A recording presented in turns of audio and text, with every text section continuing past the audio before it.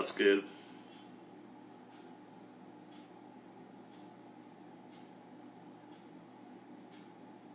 যার কবিতা আজকে পড়ব সে হচ্ছে আরিফিন। আমি জানি না কেউ এখানে আছেন কিনা, সম্ভবত চৌধুরী আরিফিন। সময় পার করার জন্য স্বাভাবিকভাবে বসতে হয়, যদিও কম, আগের চেয়ে বসা কমিয়ে দিয়েছি। তারপরেও আমাকে যখন সবাই বলে যে আপনি যদি কিছু অ্যাক্টিভিটির মধ্যে না থাকেন তাহলে তো আরো অচল হয়ে যাবেন। টিভি দেখতেও নিষেধ করে, এত মৃত্যুর খবর। আজকেও 38 জন চলে গেল। আমার পরিচিত আমার খালাতো ভাই মুজাহিদুল ইসলাম সেলিম পিজি হাসপাতালে আছে। নজরুল ইসলাম খান সেও হাসপাতালে আছে। এইভাবে সবার প্রত্যেকের আত্মীয় স্বজন বিভিন্নভাবে অসুস্থ হয়ে পড়ছে। আমি প্রত্যেকের সুস্থতা কামনা করি। তারপরও চলছি, সময় কাটাচ্ছি, নিয়ম মেনে চলছি, সব দিক দিয়েই সতর্কতা। আপনারা বুঝতে পারেন আমার কিন্তু ফেসবুকে এখন বিচরণ কম, খুব কম। ফেসবুকেও তো খালি মৃত্যু সংবাদ, টিভিতে যেমন মৃত্যু সংবাদ, কোনো কিছুতেই মন বসাতে পারি না। তারপরও শরীর চালু রাখতে হবে। চৌধুরী শামসুল আরিফিন, তার কবিতা নিয়ে আজকে বসবো। তার সাংস্কৃতিক জগতে প্রচুর বিচরণ। জন্ম হচ্ছে ফেব্রুয়ারি মাসের 2 তারিখে। একটা সম্ভ্রান্ত পরিবারে তার জন্ম। মৌলভীবাজার জেলাধীন কমলগঞ্জ উপজেলার রামপাশা গ্রামে তার মাতৃত্বালয়। তিনি এ ধরায় আলো দেখেন এবং শিশুকাল এখানে কাটে। তবে তিনি বেড়ে ওঠেন একই উপজেলাধীন দরগাপুর গ্রামে তার পিতৃনিবাসে। সম্ভবত মৌলভীবাজার আমার যাওয়া হয়নি। সিলেটে গিয়েছি, হবিগঞ্জে গিয়েছি, এই 2টা জায়গায় গিয়েছি। এবং আজকে যার কবিতা পড়ব, বিশেষ করে চৌধুরী শামসুল আরিফিন, তার পিতা ভানুগাছ পরগনার প্রথম মোগল শাসক দেওয়ান আদম খাঁর অধীনস্থ পুরুষ ইসলাম চৌধুরী এবং মাতা সারাবান তাহুরা খানম রেবা। বংশ পরম্পরায় সাহিত্য চর্চায় আরিফিন তার পরিবারের 4র্থ প্রজন্ম। তাই বলতে পারি সাহিত্য যেন তার রক্তে প্রবাহমান এক গতিধারা। তার প্রথম প্রকাশিত কাব্যগ্রন্থ রক্তকণিকা। আগামী 21শে বইমেলায় প্রকাশ হতে যাচ্ছে তার দ্বিতীয় কাব্যগ্রন্থ প্রদীপ্ত যৌবন অতৃপ্ত মন। এছাড়াও তার প্রকাশিতব্য শিশুতোষ জীবনী গ্রন্থ ছোটদের চৌধুরী গোলাম আকবর সাহিত্যভূষণ। মঞ্চ অভিনেতা আরিফিনের রচিত 3টি নাটক মঞ্চস্থ হয়েছে এ পর্যন্ত। তার প্রতি ভাষাটায় আলোকিত হোক আমাদের সাহিত্য সাংস্কৃতিক অঙ্গন। কবি চৌধুরী শামসুল আরিফিনের কবিতা নিয়ে আজকে সময় কাটাবো। শরীরটাকে ভালো রাখার জন্য, শরীরটাকে সচল রাখার জন্য। কেননা মন খারাপ করা যাবে না, সবাই বলে। আমার তো ইচ্ছা হয় যে মুজাহিদুল ইসলাম সেলিম ভাইকে দেখে আসি, কিন্তু তার পরিবারের সদস্যদেরও অনুমতি নাই যাওয়ার। কি এক কঠিন করোনা অবস্থা। আমি কিন্তু করোনা নিয়ে প্রচুর কবিতা পড়েছি লাইভ অনুষ্ঠানে। কমে গিয়েছিল, আবার এটা বাড়া শুরু হলো। এই জানুয়ারি, ফেব্রুয়ারি, ডিসেম্বর মাস যাচ্ছে, জানুয়ারি ফেব্রুয়ারিতে এটা আরো বিশাল ধারণ করবে। আজকে যদি 38 জন যায়, এটা অনেক দূর ছড়িয়ে যাবে, যার জন্য আমাদেরকে সবাইকে সতর্ক থাকতে হবে। আর বই মেলায় আমি জানি না এবার বই মেলা কিভাবে হবে। যাই হোক, আমি তার সর্বাঙ্গীন সাফল্য চাই। তার বই প্রকাশ হবে, হয়তো অনলাইনে প্রকাশ হবে যদি ফেব্রুয়ারিতে বই মেলা না হয়। হয়ে উঠুক, কিন্তু যারা বই মেলায় যাবে তাদের খুব সাবধানতা অবলম্বন করতে হবে। এবার আসি চৌধুরী শামসুল আরিফিনের কবিতা নিয়ে। কবিতার নাম হচ্ছে নীরবতা। আসলে আমরা সবাই নীরব হয়ে গেছি। এই সময় নীরবতা বিভিন্ন কারণে হতে পারে। অনেকে হয়তো ফেসবুক আর বসে না, উৎসাহ হারিয়ে ফেলে। তারপরও আমাদেরকে সচল থাকতে হবে। এই যে সাইদুল হক খান, ওনার বয়স কম হলো 75-80 হবে। ওনার কি, উনি আমেরিকাতে আছে, উনি বসে কেন? শরীরটাকে সুস্থ রাখার জন্যই তো উনি বসে। হয়তো বলবে এই বয়সে কেন উনি ফেসবুকে বসেন। এই যে ফেসবুকে আমার কণ্ঠে, আমার মামাতো ভাই আমার কণ্ঠে কবিতা শুনতেছে, আমি জানি তার কতখানি ভালো লাগছে। এরকম অনেকেই যখন আমাকে দেখে, আমার মেয়েরাও আমাকে উৎসাহ দেয়, বলে যে আব্বা তুমি মাঝে মাঝে বসবা, খালি শরীরের লোড নিবা না, বেশি লোড নিবা না। আমি কালকে বোধহয় বেশ কয়েকটা ভিডিও ছেড়েছি, দেখে আজকে লাইভ করার পর কিছু ভিডিও ছাড়তে পারি কিনা। সব ভিডিও আমার কাছে আছে, যে সমস্ত ডিলেট হয়ে গেছে কোনো কারণে, সেই জিনিসগুলি আবার আপলোড করে দেব। এবার আসি কবিতা, অনেক কথা বলে ফেললাম। নীরবতা। আকাশ তুমি মান করেছ কার উপর বলো? কষ্টে কষ্টে তোমার শরীর নীল কেন হলো? তোমার প্রিয়া তোমার সাথে আরি দিল বুঝি? মেঘের দ্বারা কান্না তোমার বৃষ্টি গুড়ি গুড়ি। তোমার বুকে কেন চাপা এত অভিমান? কেন এত নীরব তুমি দিয়ে কষ্টের জানান? সাগর নদী তোমার সাথে গড়ল সখ্যতা, অবুঝ মনে চেয়ে থাকো বক্ষে নীরবতা। দিনের বেলা করো তুমি সূর্য নিয়ে খেলা, আলোয় আলোয় সাজিয়ে তুলো আমার সারা বেলা। কষ্ট প্রহর এগিয়ে তোমার রাতের দিকে যায়, নীল শরীরে কালো চাদর জড়াও নিরালায়। রাতের তারা, চাঁদের আলো সবই আছে ভালো, সবই আছে ভালো। তোমার অভিমানী নীরবতা কভু ভাঙবে না গো। তোমার অভিমানী নীরবতা কভু ভাঙবে না গো। কবিতাটা কাব্যগ্রন্থ রক্তকণিকা থেকে। নিশ্চিত আর একটা কাব্যগ্রন্থ আছে, যদিও আমার কাছে নাই। আজকে আমি গত পরশু না কবে করেছি জানি না, 2-3 দিন আগে করেছি, আক্তার বানু জলি, তার কবিতা নিয়ে আমি বসেছিলাম। তার যদিও আমার সব পড়া হয়নি, 10টা, আমি খুব ধীরে ধীরে পড়েছি।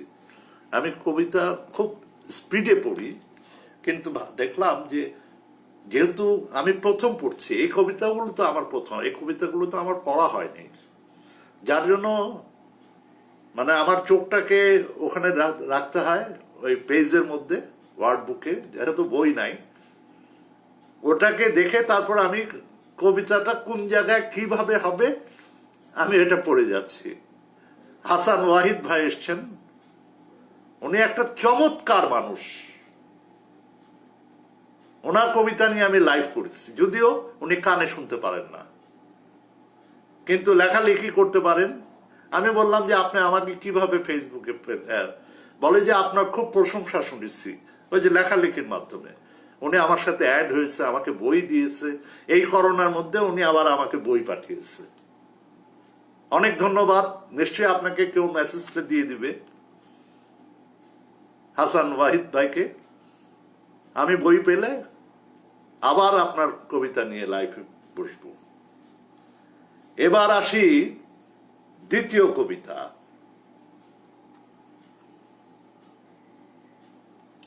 কার কবিতা পড়ছি?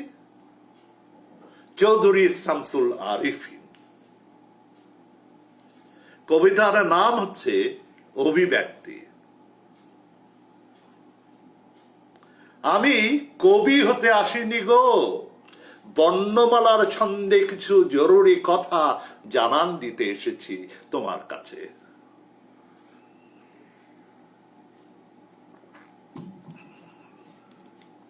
এসেছি তোমার কাছে কিছু প্রেম, কিছু আকুতি, কিছু চাওয়া আর কিছু পাওয়া, দেশ ও দশের কিছু কথা, কিছু সচেতনতা, সাবধানতা, কিছু বিরহ, কষ্ট আর বাস্তবতা। কবিতা ময়ূষীর বর্ণালী গন্ধে সন্ন্যালী ছন্দে রূপে অলঙ্কারে সাজিয়ে এনেছি শুধু তোমার তরে। বিনিময় কিছুই চাই না, সবুজের নিচে যেদিন গর্ব অনন্তকালের সমাধি, ভালোবেসে স্মরণ করিও আমারে, জেনে নিও আমিও ছিলাম তোমার প্রেয়সী, আমিও ছিলাম তোমার প্রেয়সী। ওই যে একটা কথা বললো যে আমাকে আসতে হয়েছে কিসের জন্য? কিছু জরুরি কথা জানান দিতে। এটা বিভিন্নভাবে জানান দেয়। কারো কেউ প্রেমিকার কাছে জানান দেয়, এখন তার সরাসরি দেখা সম্ভব হয় না। এখন এটা কাকে নিয়ে লিখেছে সেটা জানি না, কিন্তু কবিতা, প্রেম আকুতি এই সমস্ত থাকবেই, সব কবির মধ্যেই থাকে। আর আমি প্রত্যেকের কাছে দোয়া তো চেতে পারলাম যে করোনায় যারা আক্রান্ত হয়েছে, হাসপাতালে আছে, তাদের রোগ মুক্তি চাই। আমি চাই যে সবাই সবার জন্য দোয়া করুন, এবং এই করোনার সময় আমরা শয়তানের ধোকায় যেন আমরা না পড়ি। আমাদের নিজেদেরকে সুস্থ রাখতে হবে, ভালো থাকতে হবে।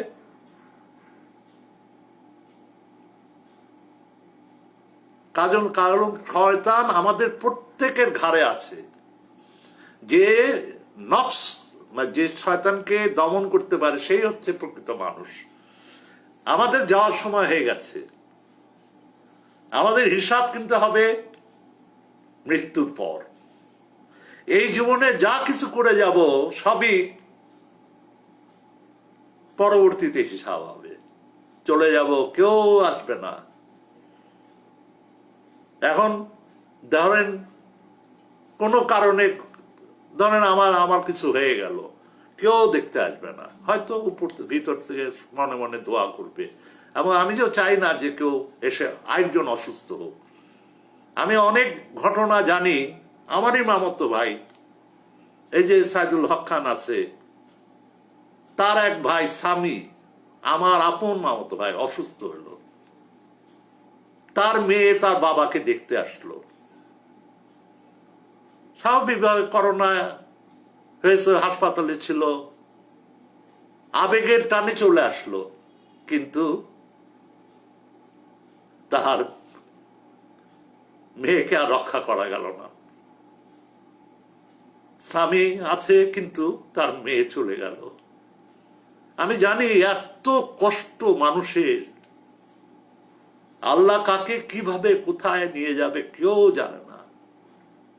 আমার শ্রদ্ধেয় দোয়া ভাই এসছেন, ছাত্র ইউনিয়ন করতো, ছাত্র ইউনিয়নের প্রেসিডেন্ট ছিল, 11 দফা আন্দোলনের নেতা ছিল। খুব ভয় হয়। শেখ বাতেন, যিনি আমাকে কবিতার জগতে নিয়ে এসছেন, তিনি হাসপাতালে। কালকে তার একটা কবিতা ছেড়েছি, আগের ভিডিও, ওটাকে আবার নতুন করে ফর্মে তার ছবি টবি দিয়ে আমি ভিডিও করেছি। পরে শুনি যে উনি হাসপাতালে। আজকে তো একটা দিয়েছে যে আমি ইন্টারনেটে বসার সময় পাই না, একটা ভুল ইনজেকশনের কারণে আজকে অসুস্থ। আমরা চাই না, আমরা চাই যে সবাই সুস্থ থাকুক, সবাই ভালো থাকুক, আর এইভাবে কিছু মানুষ সময় কাটাক। আমার জন্য এটা ভালো। সবাই ভাবে যে উনি এত কবিতা পড়েন কেন। আমাকে হয়তো একটা কবিতা কেউ দেয়, বলে যে আমার স্যার আমার কবিতাটা পড়ে দেবেন। আমি তখন বলি, একটা কবিতা তো আমি লাইফে বসতে পারি না, আমি লাইভ করে দিতে পারি, কম হলেও তোমাকে 10টা কবিতা দিতে হবে। আমি কাকো নিরুৎসাহিত করি না, কবিতা লেখা হলেই হলো। যদিও এটা আমার বদনাম আছে, বদনাম করে কি হবে? আমি তো চাই আমার সুস্থ রাখার জন্য, মানুষকে উৎসাহ দেওয়ার জন্য আমি কবিতা কণ্ঠে নিই। আমাকে দেখেছেন এই যে কত লাইভ অনুষ্ঠান হয়, কোনো জায়গায় যেতে দেখেছেন? আমি আমার মতো করে চলি। আমার পছন্দের মানুষদেরকে, যারা আমার সাথে থাকবে, আমার দোয়া করবে আমার জন্য, তাদের জন্য আমি সবসময় আছি। এই চৌধুরী, উনি কিভাবে যে আমার সাথে অ্যাড হয়েছেন আমি জানি না। যাই হোক, আজকেও আবার তার কবিতা পড়ছি। চৌধুরী শামসুল আরেফিন, যিনি মৌলভীবাজারে থাকেন, যদিও এখনো আমার মৌলভীবাজার যাওয়ার সৌভাগ্য হয়নি, জানি না কোনোদিন যাওয়া হবে কিনা। ঘুম ভেঙে যায় মাঝরাতে কবিতার ছলে, তেপান্তরের মাঠ দিয়ে দূরে যাব চলে। ঘর হতে বের হলাম যখন, জোনাকিরা বলল তখন, এসো কবি এসো, মোদের মিটিমিটি আলোর আদর, তোমায় দিবে কাব্য প্রহর। নিশ্চুপ মনে এগিয়ে গেলাম, অনেক দূরে যেতে চাইলাম, কিন্তু আলোর রানী চাঁদনি এসে থামিয়ে দিয়ে মুস্কি হেসে, কোথায় যাও প্রেমিক পুরুষ, মোদের সাথে চলো, তোমার সাথে কাব্য করার এই তো সুযোগ হলো। পাশে থেকে কলকুলিয়ে গোলাম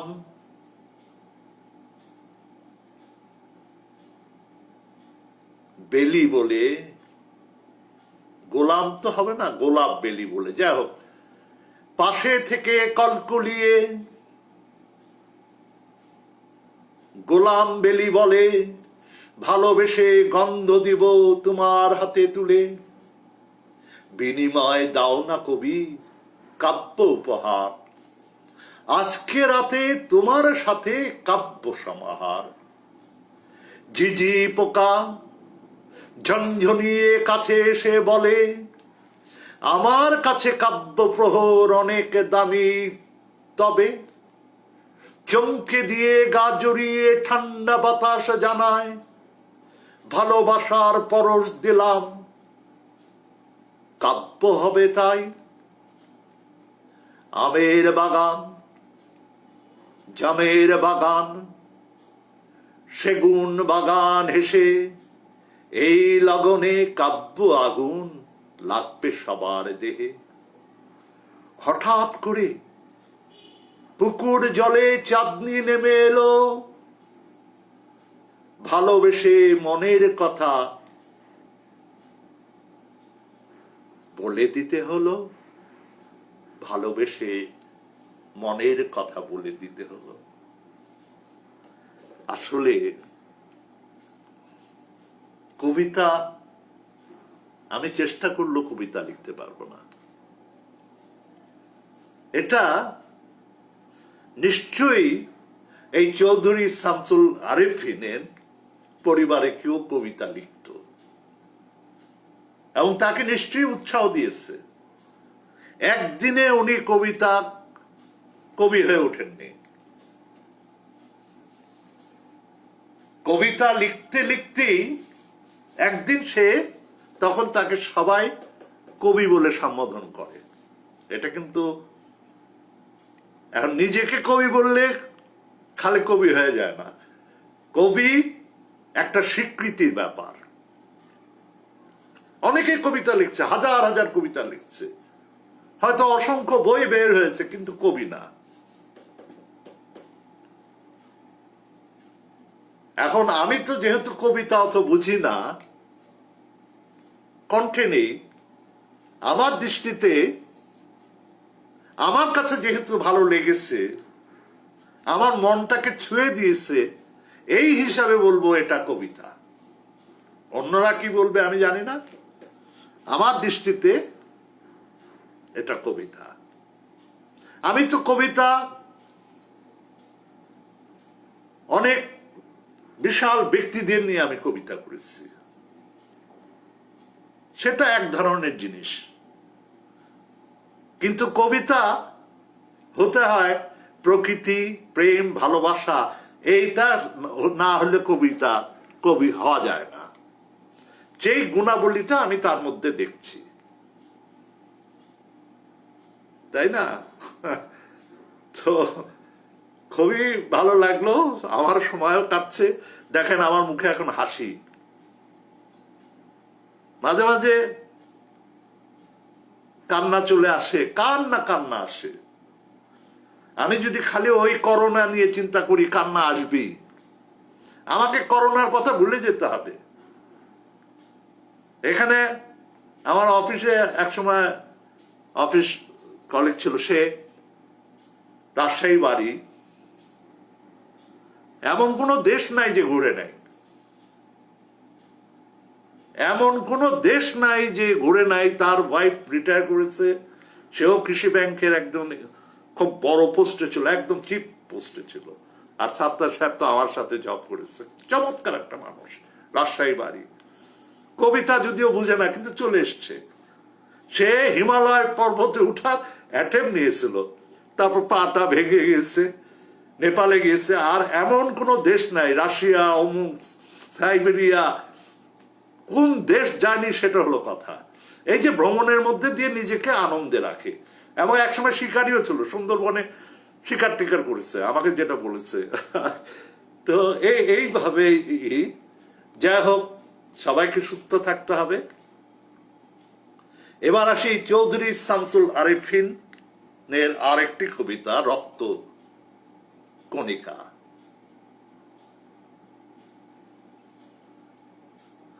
লাল চাদরে জড়ানো আমি, আভিজাত্যের অলংকার,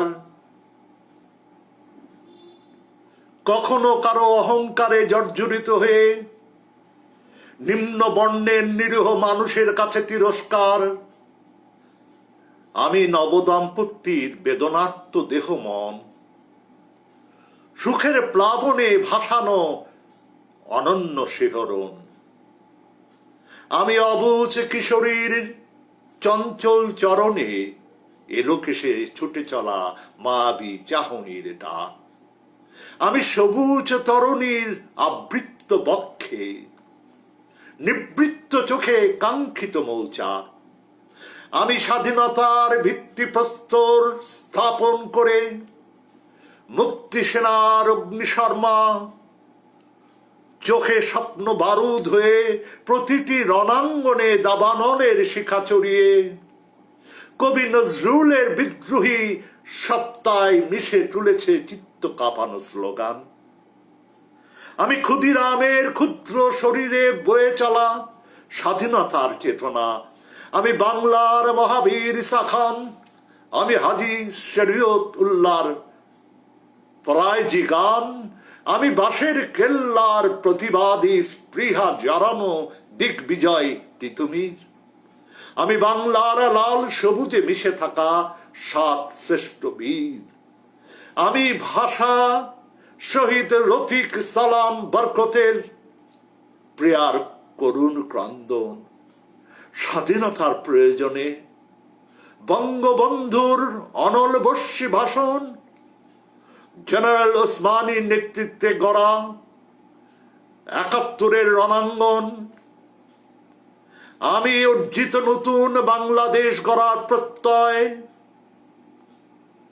শহীদ জিয়ার স্বপন, আমি দুঃখিনী মায়ের অশ্রুতে মিশে রক্তাক্ত বোনের শরীর প্লাবিত করে শত সহস্র নারী শিশু আর বৃদ্ধের শরীর থেকে নিঃসরিত হয়ে কঠিন প্রতিশোধের অগ্নিস্ফুলিঙ্গ ছড়িয়ে দিয়েছি জগৎ কাঁপানো হুঙ্কার।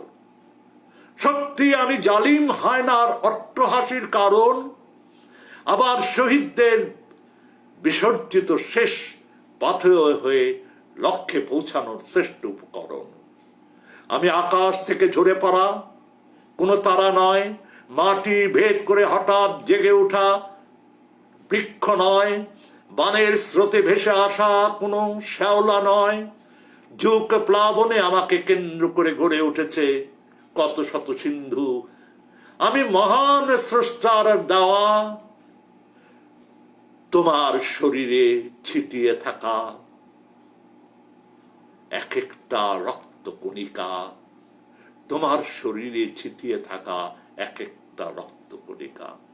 চমৎকার। চৌধুরী আরেফিনকে আমি আমার পক্ষ থেকে ধন্যবাদ। আমার খুব ইচ্ছা, উনি বলে যে আপনি কি কোনোদিন এসেছিলেন চা বাগানে? আমি দেখেন আমার সৌভাগ্য হয়নি। আমার ভাই বোন সবাই গিয়েছে চা বাগানে। আমার আত্মীয় ছিল আলিনুর নাম, আমেরিকাতে আছে, চা বাগানের বোধহয় ম্যানেজার ছিল। আমি সরকারি চাকরি করতাম, সেই সৌভাগ্য আমার হয়নি। আমি যখন অবসর গ্রহণ করি তখন আমার ছোট ভাই মুনির আমাকে নিয়ে গেছিল। আমার ছোট ভাই আমাকে স্পন্সর করলো, নেপালের খরচাটা দিল যাওয়ার। আমার ভাইয়ের ফ্যামিলির সাথে গেলাম, খুবই ভালো লেগেছে। আমাকে একটাতে উঠালো, ওই যে কি বলে ভুলে যাই, ওই ছবিটা আমি খুঁজে পাচ্ছি না। সেই ছবিটার মধ্যে ঝুলন্ত একটা ইয়ের জায়গায় বসে একদম অনেক উঁচা পাহাড়ের নিচের দিকে তাকাতেও ভয় লাগে। আমি ওটাতে চড়েছিলাম। তারপর সানসেট, সানরাইজ এসব সবই দেখেছি, একদম হিমালয়ের পাদদেশে। অনেক স্মৃতি। আর যার মধ্যে ব্যাংকক গেছি, আর শিলংয়ে গেছি। শিলং আমার পরিবার নিয়ে গিয়েছিলাম। তাছাড়া আর কোথাও ওইভাবে ঘোরা হয়নি। কলকাতায় গেছি কয়েকবার। এখন তো আর এসব যাওয়া হবে না, আর সুযোগ হবে না। 2022 পর্যন্ত ভিসা আছে, 5 বছরের ভিসা পেয়েছিলাম। অনেক কথা মনে পড়ে যায়। খালি বসা শরীরটাকে ঠিক রাখার জন্য। আমি একদিন কাকে যিনি বললাম যে আচ্ছা, ডক্টর শেখ বাতেনের কবিতা দিয়েছি, আচ্ছা আমি যে কবিতা পড়ি আপনাদের কান ঝালাপালা হয় না? কেননা আমার কণ্ঠ তো একটু বেশি, তো হাই ভলিউম দিয়ে শুনলে পরে কান নষ্ট হয়ে যেতে পারে। কেননা যেটা কখনোই ইউটিউবে হয় নাই। হয়তো আমার পিছে কিছু শত্রু লেগেছে, চ্যাংড়া ম্যাংড়া ছেলে, কবিতা বুঝে না, লেগেছে আমার কান ঝালাপালা হয়ে গেছে। পরে ওকে দেখেছি তার নাই, তার কোনো চ্যানেল নাই। আমার যেমন আমাকে সাবস্ক্রাইব করতে পারবে কারা? যাদের চ্যানেল আছে বা যাদের জিমেল আছে। সাবস্ক্রাইব বলে না, আমাকে সাবস্ক্রাইব করেন। সে বলছে যে আপনাকে আমি সাবস্ক্রাইব থেকে বাদ দিলাম। আমি কি বল, চুপ। ইউটিউবের মধ্যে ওখানে যা কিছু বলা যায়, খালি বলে কিছু একটা একটা করে ছাড়ি, আমার কান নষ্ট হয়ে গেল, ঝালাপালা হয়ে গেল। এখন কত ধরনের ছেলে আছে দোহা ভাই, মনে হয় যে ওই ইউটিউব চ্যানেলই আর কোনো দরকার নেই। আমি যত কবিতা সব এই যে ফেসবুকে দিব, আর ফেসবুকে যদি শত্রু লেগে যায় তাহলে তার কোনো কথা নেই। তারপর অন্য কিছু একটা ব্যবস্থা করতে হবে। আর এই কষ্টের কথা কি বলবো, এই করোনার সময় মানুষ একজন একজনকে কষ্ট দেয়, কিভাবে কষ্ট দেয়। ওরা জানে না যে আমার বয়স 72 চলছে। আল্লাহ তাদেরকে হেদায়েত করুক। এই ধরনের মানুষকে হিংসা, বিদ্বেষ, আক্রমণাত্মক কথা বলা কখনই উচিত না। আমি আজ পর্যন্ত কারো কবিতায় কোনো দিন বিরূপ মন্তব্য করিনি। এটা আমার স্বভাব। আমি ছোটবেলা থেকেই আমি খুব সমীহ করে চলেছি, একেবারে সাধারণ। আমাকে বলে না খুবই সাধারণ, আমার ভাইরা আমার সম্বন্ধে জানে আমার কত চোখে পানি পড়েছে। তারপর আমি কোনো সময় রাগান্বিত হইনি। অভিমান থাকে, অভিমান থাকে, দেখি অভিমান নিয়ে হয়তো কবিতা আছে। এবার আসি চৌধুরী শামসুল আরিফিনের কবিতার নামই হচ্ছে প্রিয়া। দেখা যাক এটাতে মনটা একটু ভালো হইতে পারে, যদি আমার প্রিয়া নেই। কাকে বলেছে দেখা যাক, মনে হয় হাসি পাচ্ছে।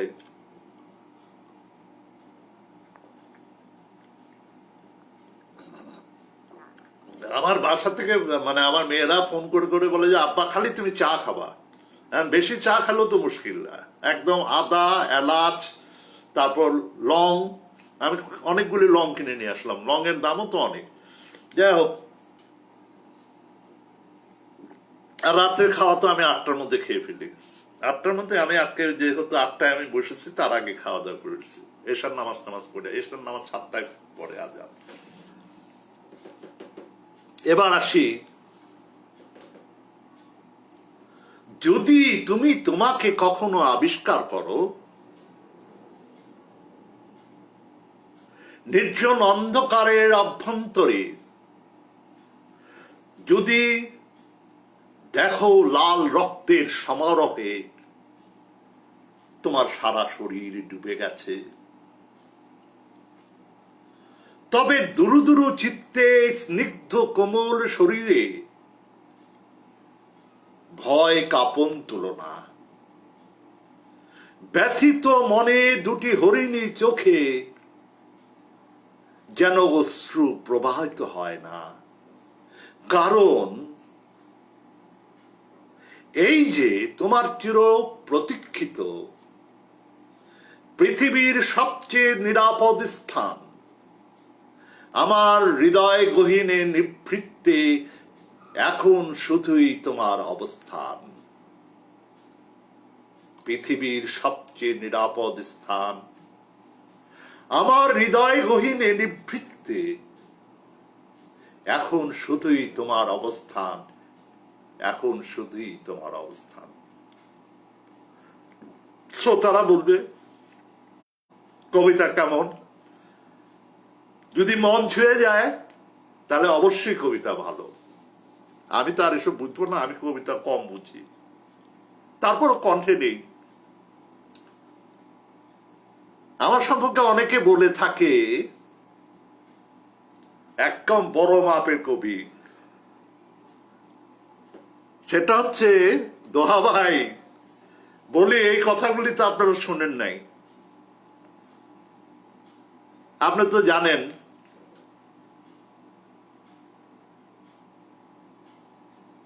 কি বলে, ওই যে সাংস্কৃতিক মন্ত্রী কি ছিল যে, মানে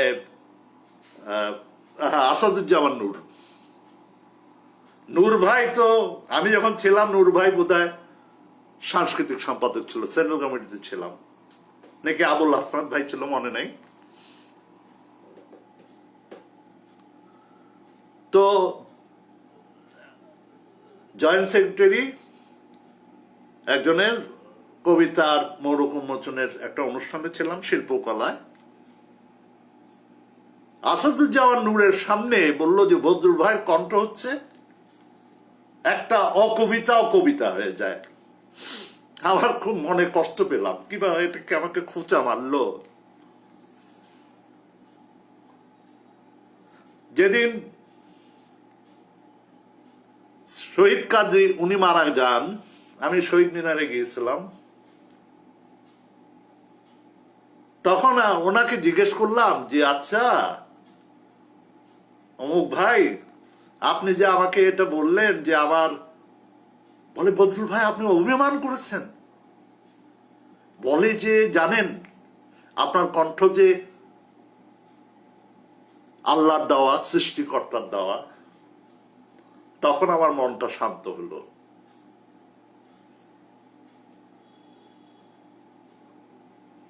আমি তখন দেখলাম যে আসলে এই যে উনি এই কথাটা বলল,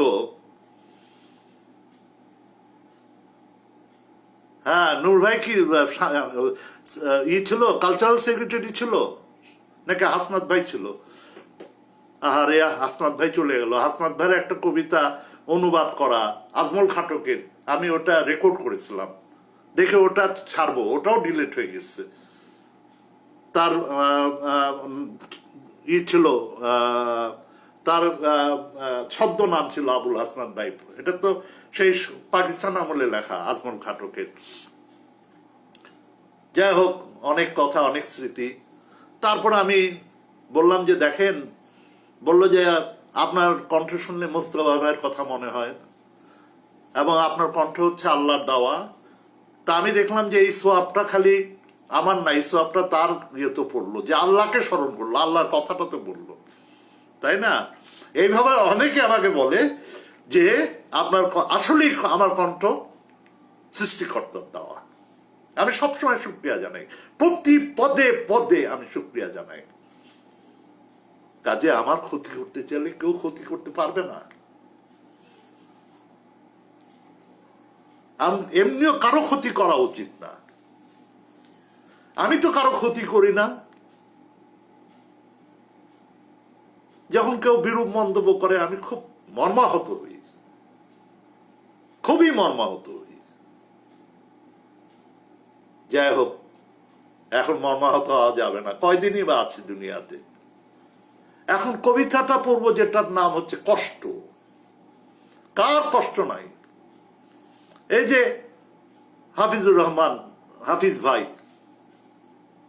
আমার ছোট ভাইদের সাথে রাজনীতি করত, তার একটা কবিতা পড়েছি। তার মেয়েরা এত মিষ্টি কণ্ঠ, এত সুন্দর গান করে। আমি তার বাসায় গিয়েছি এবং জাহাঙ্গীর হাফিজের মেয়েরা একেবারে কি বলবো, তারা এখন বিভিন্ন টিভি প্রোগ্রাম, মানে এক মেয়ে টিভি প্রোগ্রাম, এবং সে ওই যে কি বল অনলাইনের সে ক্লাস নিয়ে টাকা পয়সা, বেশ পয়সা কড়িও পাচ্ছে। এই যে আমি তো তাদের জন্য সবসময় দোয়া করি। এত ভালো মেয়েগুলি, কিন্তু হাফিজ ভাই দেখেন অসুস্থ, শরীর চলে না, কিডনি পেশেন্ট। ওনার কত ধৈর্য, ওনার যদি ধৈর্য না থাকতো উনি টিকতে পারতো না। কি গাছ গাছার ওষুধ নিয়ে এসে কিডনি, এবং উনি অনেককে সাপ্লাই দিয়েছেন। ওনার সাথে অনেকে যোগাযোগ করে এই জাহাঙ্গীর হাফিজ ভাই। আস্তে দরজাটা বন্ধ করে দাও। আচ্ছা, তো যাই হোক, এই হলো ব্যাপার। জাহাঙ্গীর জাভেদ হাবিব এসছে, আমার অপারেটর। আমার যখন রেকর্ড হয় সে আমার বাসায় এসে বেশ কয়েকটা কবিতা রেকর্ড করেছে। তোমাকে অসংখ্য ধন্যবাদ জাভেদ হাবিব। আমার শরীর ভালো হইলে পরে, শরীর ভালো না, করোনাটা দূর হলে যদি টিকে থাকি আবার তোমাকে ডাকবো। হ্যাঁ, মাহমুদ আল হাসান, হ্যাঁ ওইটা লেখা আছে, ওই সিডিতে লেখা আছে, ওর ছদ্মনাম। হ্যাঁ, এখন কষ্ট নিয়ে কবিতাটা করি। আমি একটু দরজাটা বন্ধ করে দিয়েছি। আমরা তো দুইজন মানুষ, একজনের অসুবিধা করে তো আমি কিছু করতে পারি না। হ্যাঁ, একটু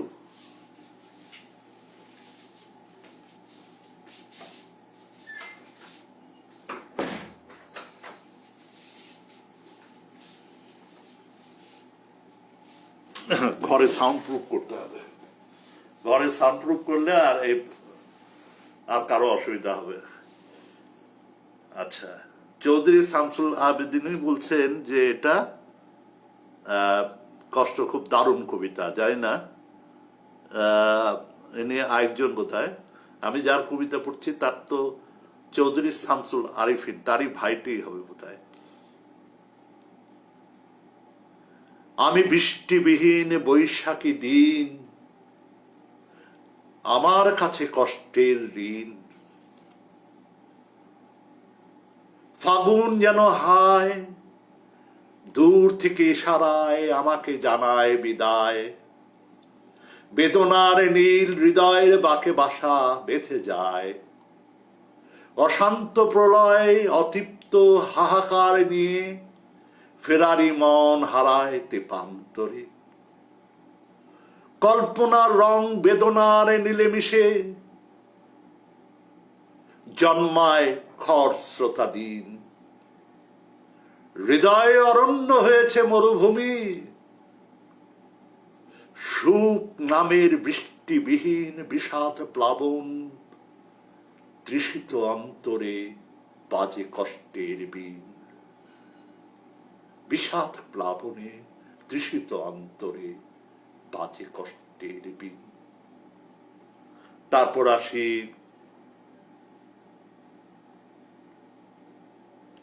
চৌধুরী শামসুল আরিফিনের কবিতা সোনালী প্লাবন। কষ্টের হিমালয় স্পর্শ করেছি, অস্পৃশ্য অন্ধকার সমুদ্রে সাঁতার কেটেছি, হৃদয় পুড়ে যাবার যন্ত্রণা অনায়াসে ভোগ করেছি, রিক্ত চোখে নোনা বৃষ্টি ঝরিয়েছি, অপেক্ষার চেয়ে মৃত শ্রেয় জানি, তবু তোমার পথ চেয়ে অপেক্ষার প্রহর গুনছি। আসবে তুমি, সাজাবে জীবন, হবে সোনালী প্লাবন, তবু তোমার পথ চেয়ে অপেক্ষার প্রহর গুনছি। আসবে তুমি, সাজাবে জীবন, হবে সোনালী প্লাবন, হবে সোনালী প্লাবন। আসলে এটা যদি রেকর্ড করতাম, রেকর্ড ভালো হতো না। আমি যে এখন এই যে ধীরে ধীরে পড়ছি, কারণ কবিতা তো আমি পড়িনি, কবিতা আমি পড়িনি, আজকেই প্রথম পড়ছি, এবং এই অবস্থায় যদি রেকর্ড করতো কেউ, আমি মনে করি যে আমি যে স্টুডিওতে পয়সা খরচা করে রেকর্ড করি, এটার থেকে কোনো অংশে খারাপ হতো না, এটা আরো ভালো হতো। ধীরে ধীরে পড়ছি, যেটা কবিতা পড়ার মানুষের মনের মধ্যে ছুঁয়ে যেতে হবে কবিতাগুলো।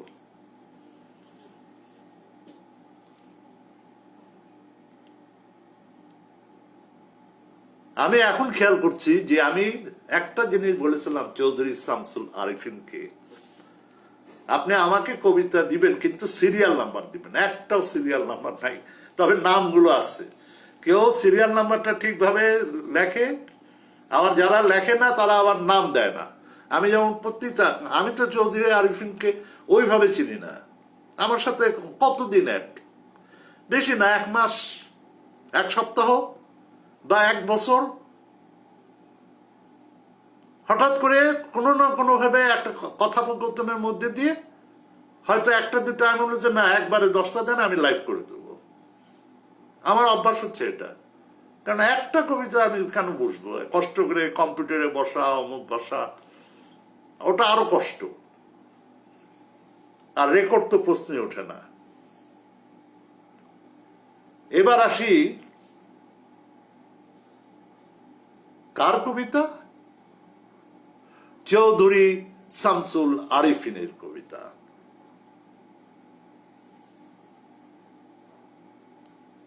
কবিতার নাম হচ্ছে কল্পপ্রহর। বিভিন্ন ধাঁচের কবিতা। শরতের রূপালী রাতে আসো যদি বন্ধু আমার পাশে, দুধ রঙা চন্দ্র জ্যোৎস্নায় করাবো স্নান তোমায়, আলতো শিশিরের নূপুর জড়াবো রাঙা পায়, ভালোবাসার হিমেল পবনে পরশ দিব গায়, নীরবতার অলঙ্কারে লক্ষ জোনাকি আপন মনে সাজাবে তোমায়, নিশ্চুপ লগনে সক্ষতা গড়ে পুকুরের শান্ত জলে ব্যাকুল মনে জীবনের কল্পছবি আঁকবো জোনাক চিচি ছন্দহীন দানে, সমারে টানে জাগবে প্রয়োজন দুটি ব্যাকুল মনে, জোনাক ঝিঝি ছন্দহীন টানে সময়ের টানে জাগবে প্রয়োজন দুটি ব্যাকুল মনে। জোনাকি পোকা দেখেছি 1954-56 রংপুরে আমাদের নিউশন পাড়া বাসা ছিল, আব্বার পোস্টিং এর কারণে ক্লাস 3-তে পড়তাম। সেই সময় প্রচুর জোনাকি পোকা দেখেছি। জোনাক ঝিঝির ছন্দহীন টানে সময়ের টানে জাগবে প্রয়োজন দুটি ব্যাকুল মনে। কল্পপ্রহর তো পড়লাম বোধহয়, আচ্ছা কল্পপ্রহর পড়লাম, একই কবিতা দুইবার হয়ে গেছে। এবার আসি রেনু। রীতা রহমান এসছেন, বেস্ট উইশেস, শুভকামনা জানিয়েছে। ঠিক আছে, কবিতার নামই হচ্ছে রেনু। সেদিন রেনুর আত্মচিৎকারে ভারী বাতাস চার দেওয়ালের অন্তরালে মাথা ঠুকে নিঃশেষ হয়। বারবার জ্ঞান হারিয়ে অচেতন হয়ে পড়ল। সভ্যতার ঠুটি চেপে ধরে তার বিবস্ত্রা শরীরে পাশবিক লালসা চরিতার্থ করা থেকে বিরত হয়নি। হাজারো মাইল দূর থেকে তেরে আসা হানাদার গোষ্ঠী। জীবনের উষালগ্নে জেগে ওঠা তার যৌবনের রক্ত বিন্দু বিন্দু করে মাটির ললাটে এঁকে দেয় লাল টিপ। বিভৎস যন্ত্রণাদায়ক করুণ স্মৃতির প্রথম সাক্ষী। গোবিন্দপুরের সেই আতাই চোরা এই নরপশু নিজেকে গোলামীর উচ্চ শিখরে পৌঁছাতে তাকে পাইক্কা কুকুরের হাতে তুলে দেয়। আর দ্বিতীয় সাক্ষী আজ চক্ষু সমান, কুমারী অবস্থায় যুদ্ধ শিশুর মা হবার হাহাকার। এই বীরঙ্গনা রেনু আমার বোন, আমার মা। তার সেদিনে ছেঁড়া শাড়ির আঁচল আমার পতাকা, ফোঁটা ফোঁটা রক্তের দাগ সবুজ পতাকার লাল সূর্য। কিন্তু এই কাকে আমি বীরঙ্গনা বলছি? সে 10-এর কাছে আজও বীরঙ্গনা হতে পারেনি। হয়েছে কলঙ্ক কালিমায় আচ্ছাদিত অপায়া। স্বাধীনতার অর্ধ শতক পর যে জাতি রাস্তাঘাটে তোর প্রাণীর মলমূত্র বিসর্জনের মতো প্রতিনিয়ত মুক্তিযোদ্ধা প্রসব করে চলছে, সেই হতভাগা জাতি কিভাবে একজন দারিদ্রপৃষ্ট অসুখে পুঙ্গ বীরঙ্গনাকে কৃতকর্মের স্বীকৃতি দিয়ে সম্মান জানাবে? তবে আমি বলছি, হে প্রিয় রমণী, কেউ স্বীকার করুক আর নাই বা করুক, সত্যিই তুমি বীরঙ্গনা জননী। এই দেশ, জাতি আর লাল সবুজের পতাকা তোমার কাছে চিরঋণী। আজ আমি তোমাকে বীরঙ্গনা বলে শুধুমাত্র নিজেকে ধন্য করিনি, অর্পিত ঋণের বোঝা কিছুটা হলো হালকা করার চেষ্টা করেছি মাত্র। আবারও বলছি, ওগো বীরঙ্গনা জননী, আমাদের ক্ষমা করো, আমরা তোমার সন্তান হবার যোগ্যতা রাখিনি। আমরা তোমার সন্তান হবার যোগ্যতা রাখিনি। আসলে চমৎকার একটা কবিতা। যতগুলো কবিতা পড়লাম বর্তমান যে অবস্থার আলোকে, আমি এটা নিয়ে বেশি কথা বলতে চাই না, একদম পুরা কি বলবো ছবিটা তুলে রেখেছে। এখন আমরা কোথায় হারিয়ে যাচ্ছি। আমরা মুক্তিযুদ্ধ, আমি কালকে একটা দুঃসময়ের ভাষণ, ওই যে মুক্তিযোদ্ধার যে কষ্ট সেটা আমি পড়েছি, শেখ বাতেনের দুঃসময়ের ভাষণ। ওটার মধ্যে অনেক মেসেজ আছে এবং এই কবিতার মধ্যেও ওই জিনিসগুলি, ওই ওই ধরনের কিছু থিমের উপরে কবিতাটা লেখা, খুবই ভালো হয়েছে। এবার আসি, এখন কবিতার নাম্বার দিয়ে সিরিয়াল দিচ্ছে 10 নম্বর। তার মানে 9টা কবিতা পড়েছি।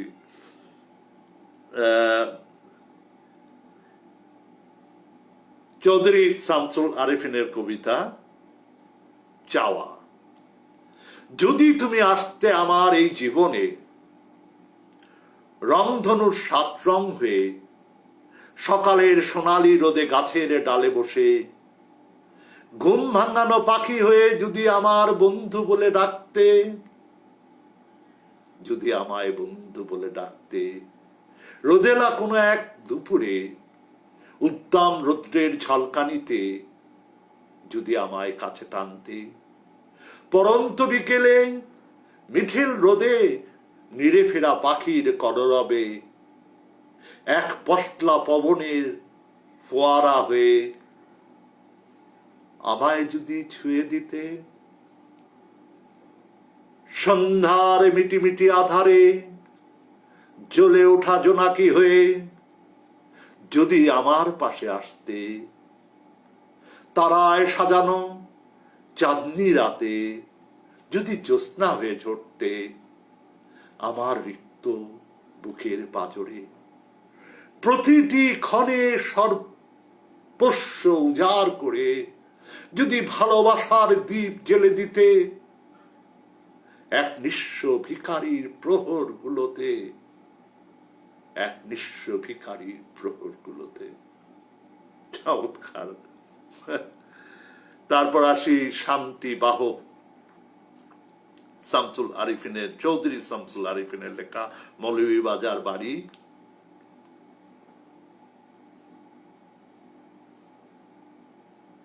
শুষ্ক সাহারার বুক চিরে প্রবাহিত শীতল ঝর্ণা, নিখোশ কালিমা ভরা আকাশে মাবি জ্যোৎস্না প্লাবিত লালিমা, জালিমের বক্ষে বাঁধে লেগেছে, দুয়ারে এসেছে হানা,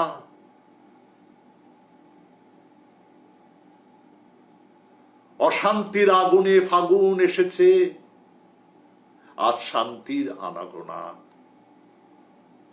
ঋদ্ধতার বিশুদ্ধ সুতোয় বাধা পড়েছে অসভ্য সমাজের সভ্যতা, বন্ধ হলো জীবন্ত শিশু কন্যার কবর খনন, মাতা ভগ্নী প্রিয়তমা হয়ে সম্মানের আসনে অধিষ্ঠিত তারা জীর্ণতায় পুরা দরিদ্র মেষ পালক হয়ে গেল সফল রাষ্ট্রনায়ক, দিগ্বিজয়ী মহানবীর হয়ে গেলে নেশাগ্রস্ত যুবক, শুরু হলো বিশ্বব্যাপী বৈপ্লবিক প্রত্যাবর্তন, সর্বতল্লাটে শ্বেত কবুতরের বিচরণ, বিশ্ববুকে সমাসীন শান্তির মহাবার্তাবহ, আব্দুল্লাহর ওরস্যে আমিনার কোলে, আব্দুল্লাহর ওরস্যে আমিনার কোলে আজ বিশ্ব নবী হযরত মুহাম্মদ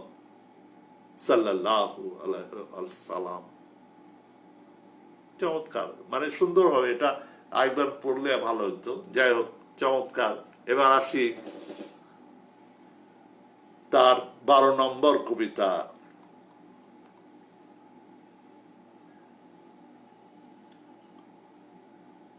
কৃষ্ণ গ্রন্থ। সবকিছু ছেড়ে দিয়ে একদিন চিরতরে আসবো তোমার কাছে, ভালোবাসায় সিক্ত করব রিক্তের জীবন, ভালোবেসে পরিপূর্ণের নিমিত্তে ফিরবো তোমার কাছে, পিছনকে চিরতরে পিছনে ফেলে। একতরফা ভালোবেসে মায়ার বসে সাজালে যারে, শেষ তত্ত্ব নির্ণয়ের কঠিন ক্ষণে ডেকো না তারে, অকনিষ্ঠ বলে রেখো না গো রবি তলে তামার বয়নে, দেখো না গো মুক্ত আবেশে কি আছে তার কৃষ্ণ গ্রন্থে। ক্ষমার সুর লহরীতে ডুবিয়ে তারে রেখে দিও চির সুখের নহরে, অশেষ করুণা ছটায় সেদিন ধন্য হব চিরতরে, ধন্য হব চিরতরে। তারপর আসি চৌধুরী শামসুল আরিফিনের কবিতা তৃষিত। আরে এই মোস্তফা মহিউদ্দিন কি আমার ক্লাসমেট? মোস্তফা মহিউদ্দিন ছবিটা বোঝা যায় না, স্যুট পরা। হ্যাঁ মোস্তফা আমার আমার আমার আহারে মোস্তফা মহিউদ্দিন খান, হ্যাঁ কেমন দেখলাম অনেকদিন পর মোস্তফা মহিউদ্দিনকে দেখলাম। আমি জানি না ফেসবুকে আমি এখন খুব কম বসি তো, যার জন্য নোটিফিকেশনে দেখা যায় না, কোনো কোনো একটা কারণে হয়তো আসে না। আমি বসি না তো, যার ফলে হয়তো আসে কিন্তু হয়তো আমি খেয়াল করতে পারি না। যাই হোক, যারা যারা এসছে সবাইকে ধন্যবাদ। আমি আসলে এতক্ষণ আমি খেয়াল করিনি, আসলে যারা এত কষ্ট করে এই করোনার সময় তো সবাই বসার কথা না। হ্যাঁ আমি যেমন খুব একটা বসি না, তারপরেও কষ্ট মষ্ট করে হয়তো বিশেষ করে চৌধুরী শামসুল আরিফিনকে চিনে বা আমাকে চিনে, সেই প্রেক্ষিতে হয়তো অনেকে এসছে। হ্যাঁ শিরিন শিলা এসছে, আরো যারা যারা এসছে, শিপন এসছে, হ্যাঁ আরো অনেকে এসে হয়তো তাকে দেখা যাচ্ছে না। আমার দোহা ভাই শ্রদ্ধ দোহা ভাই এসছিল। হ্যাঁ যাই হোক, দোহা ভাইয়ের আমার 2টা বই আছে আমার কাছে, একদিন বসতে হবে। আরো অনেকের কবিতা, আরিফ মইনুদ্দিনের কবিতা আছে। যাই হোক, এবার আসি। নিরহংকারী জ্যোৎস্না ঝরতে থাকে শরতের সুপ্রাতে প্রশস্ত আঙ্গিনায়, বিভোর নিস্তব্ধ নিঃস্বর্গের মাঝে শুনি সেতারের স্বরালাপ। জোনাকির আলোয় ডুব দেয় প্রেমিক হৃদয়, শান্ত সমীরণে খুঁজে নেয় এক টুকরো প্রণয়। আকাশ নদী অস্থির মিলনে উদ্বুদ্ধ হয়, ফোটাতে থাকে গোলাপ বেলি জুই চামেলি হাসনা হেনা টগর। অজানা সুগন্ধে দোলাতে থাকে পাহাড় পর্বত বাড়িঘর। এভাবে নিঃস্বর্গের স্তনবৃন্তে দাঁড়িয়ে ক্লান্তিহীন আমি হঠাৎ জানলাম চাঁদেরও আলো ফুরিয়ে যায়। এভাবে নিঃস্বর্গের স্তন্যবৃন্তে দাঁড়িয়ে ক্লান্তিহীন আমি হঠাৎ জানলাম চাঁদেরও আলো ফুরিয়ে যায়, চাঁদেরও আলো ফুরিয়ে যায়। আরে চমৎকার চমৎকার। আসলে এটা তো ওই যে অভ্র কিসব আছে না, বিজয় টিজয়, অনেক সময় অনেক লাইন কেটে যায়, লাইন কেটে যায়, যেটা বই হইলে পরে বা প্রিন্ট কপি হইলে সে অসুবিধাগুলি হয় না। আমার সুন্দর দৃষ্টিতে দেখবেন হয়তো 2-1টা জায়গা হয়তো হঠাৎ করে কেটে গেছে, বা আমি ওই শব্দটা আমি ঠিকভাবে নিতে পারিনি, এটা বিভিন্ন কারণে হতে পারে। হ্যাঁ সেটা হচ্ছে ওই যে টাইপ করার সময় হয়তো আমি জানি না কোন কি দিয়ে করেছে, তবে লেখাগুলি পরিষ্কার বোঝা যাচ্ছে। হ্যাঁ কয়েকটা জায়গায় খালি লাইন কেটে গিয়েছে, এই হলো ব্যাপার। শব্দ শব্দ যেখানে হয়তো এটা আমি এখন বলতে পারবো না, সেটা অলরেডি আমি পড়ে ফেলেছি। হ্যাঁ 2-1টা জায়গা হয়তো ভুল হয়েছে, বিভিন্ন ইয়েতে আমাকে বুঝতে অসুবিধা হয়েছে। এবার আসি তৃপ্তি। ওরে বাবার, এটা তো সিরিয়াস রোমান্টিক কবিতা মনে হয়। দেখা যাক রোমান্টিক কবিতাকে আমার দ্বারা হয়, তবু চেষ্টা করি। প্রিয়সী তোমার মায়াবী চাহনি, চৈত্রের খরস্রোতা দুপুরে, বৃষ্টির প্রত্যাশায় অষ্টাগত বুকের জমিনে, আশাহীন এক পশলা বৃষ্টির মিঠিল ছোঁয়া। শেষ ছোট্ট কবিতা। নীরব মাতম।